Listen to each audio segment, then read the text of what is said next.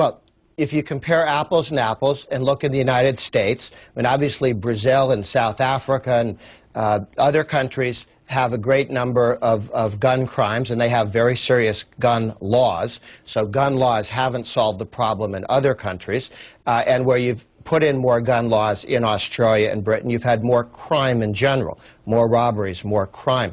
They've become less safe. Now, in the United States, compare the states, 50 or 57, however you want to count them. They've all got different gun laws, okay, Van, different rules. Let me get Van in here. Let me get Van in here, because he's shaking his head vigorously. Van?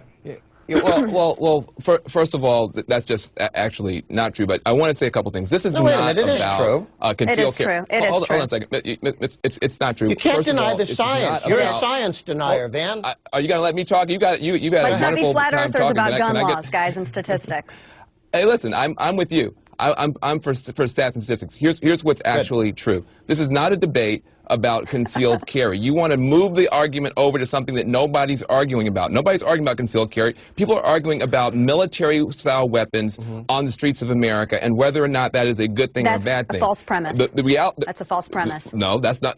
It's a false premise. No, Van, do you actually know what the difference? I'm going to correct you because right I'm tired of this talking point being put out there. First and foremost, let's get something straight. Military-style assault weapons are not out on the street. We are talking about semi-automatic weapons, weapons that are capable of select fire, or weapons that are fully automatic. Then you can use. No, I'm not going to let this go anymore, Piers. No, Dana, you said this repeatedly on my show. Let's stop conflating. Let's stop playing about ignorance and let's stop conflating. General Stanley McChrystal used the phrase. So forget us, forget Van, forget me. One of the great military commanders of the last 20 years in America said these were military-style weapons. So is he wrong? Do you know more about these weapons than General McChrystal does? General McChrystal is also of your same ideology, so I want to put that out there first and foremost. There is a deliberate effort to conflate the types of firearms. I do not own a military-style assault weapon. Just because of what a firearm looks scary, then you call it military assault. Do you realize that one of my children has a BB gun that looks like an AR-15? Is that going to be considered a military-style assault weapon? It sounds silly and uneducated. Adam Lanza killed. Wait a minute. Adam Lanza killed. It's dangerous. Adam Lanza, as we now know, in the space of 300 seconds, using an AR-15, killed 26 people, Dana. He had magazines with 30 bullets. Yeah. Are you telling me? And he reloaded 4 times. Anyone can reload. Are you telling me that anyone can reload? Dana, let me finish. Are you telling me that doesn't qualify as an assault weapon? By the technical definition, no, Piers.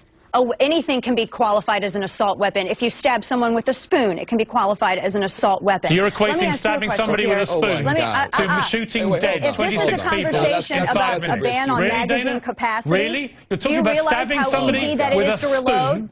Piers, you can take a speed loader and reload a revolver. 150 rounds, that means he had to reload 4 times. And the only reason that he stopped was because he heard authorities.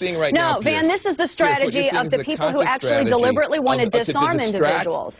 You guys talk about magazine, you talk about magazine restrictions. Okay, let Van have his say. See, this is a conscious strategy on the part of the pro-gun folks to constantly bring things back around to things that don't make any sense. You're talking about people stabbing people with spoons. If that were the problem we had in America, people stabbing people with spoons, we wouldn't be talking about this right now. What we're talking about is funeral after funeral after funeral. What we're talking about is our children being gunned down, and what we're talking about is common sense measures, not confiscating guns. We're not talking about that. We're talking about common sense measures that 90% of Americans agree with and that the majority of gun owners agree with. But when you guys get on television, you don't talk like the people who actually are the gun owners in America. What you talk like are people who want to take the conversation in a direction that has nothing to do. And by the way, CBS, the latest CBS poll shows that support for these gun control measures is tanking. This is about disarmament. Let me ask you. Yes, no, let me finish my thought because I have a very logical thought that I want to let you answer. I'm tired of this conflation and this uneducation when it comes to using terms about firearms. Let's use accurate terms so that people know what we're talking about. If this is about limiting the number of children dying, let's talk about magazine capacity. Why, if 30-round magazine capacity isn't okay, then what's the difference between 30 rounds and what's the difference between 7 rounds? Piers Morgan, let me ask you a question. How many children? How how many deaths are okay to you? Let me explain how many to you the deaths difference. are okay to Let you? me explain the difference. Answer that question. Let me ask you a question. The difference between 30 and 7 is 23.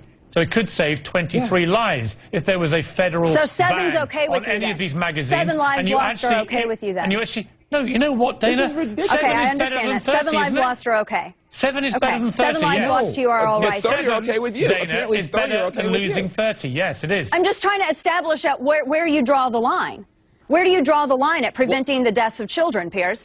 I mean, I would love to draw the line. Any loss of life is horrible. But I would love to draw the line, Dana, at 0 gun deaths in America every year. So you do every believe year. in disarmament, then? I said so you 0 do believe gun in disarmament. Deaths. 0 Thank gun you. deaths. That's the answer that I wanted.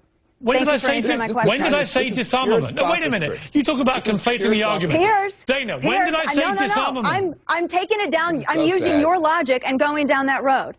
If you're talking about limiting magazines, first and foremost, any magazines are universal. I can make one in my garage. I said I wanted 0. I said I wanted 0 gun deaths. Let's take that and throw that out. Okay, let me finish. We have to go to a break. But you said I wanted 0 gun deaths. You announced that meant I wanted disarmament. That's the problem with the pro-gun debate. About your logic let's take a break. Anyway, let's all calm down. Come back and talk about gay marriage. I'm sure. I want to respond to Dana. That's going to be even more lively, probably. So let's try that.